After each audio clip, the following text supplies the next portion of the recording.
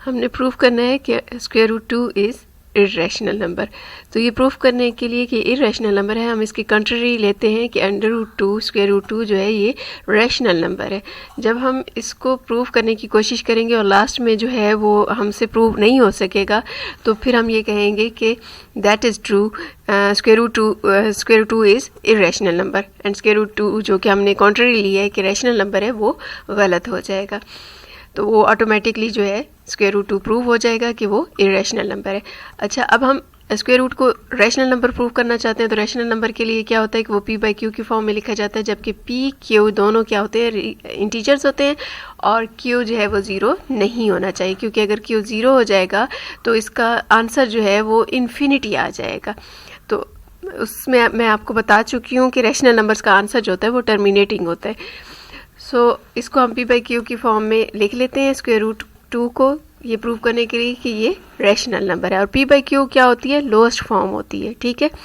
इससे lowest form मज़ीद यानी इसकी कैंसिलेशन नहीं होती। जैसे अगर हम कहें कि 4/6, तो 4/6 is not the lowest form because 2/3 is the lowest form. तो इसी तरह से अब हमने इसको प्रूव करना है। स्क्वायर रूट 2 के दोनों साइड पे हमने क्या किया, स्क्वेयरिंग की, और स्क्वेयरिंग करने के बाद इसको सॉल्व किया क्रॉस मल्टीप्लिकेशन से, तो हमारे पास वैल्यू क्या आ जाएगी, p स्क्वायर की 2k स्क्वायर। इट मीन्स कि p स्क्वायर जो है वो 2 का मल्टीपल है, ठीक है। p स्क्वायर क्या है, इवन नंबर है। 2 का मल्टीपल होने का मतलब क्या है कि वो इवन नंबर है। तो अब p स्क्वायर क्या है, अगर ये इवन नंबर है तो फिर किसी भी इवन नंबर का स्क्वायर रूट क्या होता है, वो भी इवन होता है। यानी इवन का स्क्वायर या इवन का स्क्वायर रूट वो दोनों इवन ही होंगे, ठीक है।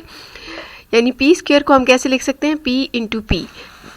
अगर p स्क्वायर इवन है तो p into P is also an even number. अब यहाँ से हम ये कह सकते हैं कि p is even number because multiple of even numbers is even. तो इसी तरह से square root of even number is even. हम सिर्फ p लेंगे तो हम उसको लिख सकते हैं कि वो इवन नंबर। अगर यहाँ पे ऑड होता तो फिर ऑड का मल्टीपल ऑड होता है, इसी तरह से ऑड का स्क्वायर रूट भी ऑड होता है। लेकिन हमारे पास चूंकि इवन नंबर है इसलिए हम लोग इवन नंबर का स्क्वायर रूट यानी जस्ट p स्क्वायर जो था वो उसका p जब हम लेंगे तो वो हम क्या लिखेंगे कि that is even number, p is an even number, ठीक है। अब p अगर इवन नंबर है तो इवन नंबर क्या होता है, 2 का मल्टीपल होता है। तो p जो है वो 2 का मल्टीपल है।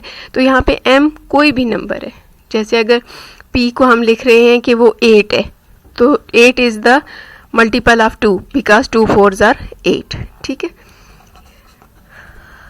अब हमने ये वाली वैल्यू यानी 2m जो p की वैल्यू आई थी वो हमने पहली इक्वेशन में डाली, तो वहाँ पे इक्वेशन क्या बन जाएगी, 2k square is equals to 2m whole square.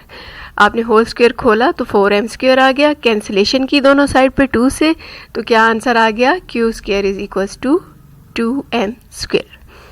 अब यहाँ पे देखें कि q अगेन इवन नंबर बन रहा है क्योंकि 2 भी q जो है वो भी 2 का मल्टीपल है, इसलिए q भी क्या है, इवन नंबर है। तो जैसे हमने p के लिए कहा था कि p स्क्वायर जो है वो इवन नंबर है तो p भी इवन नंबर है, तो इसी तरह से यहाँ पे q स्क्वायर अगर इवन नंबर है तो q भी इवन नंबर होगा।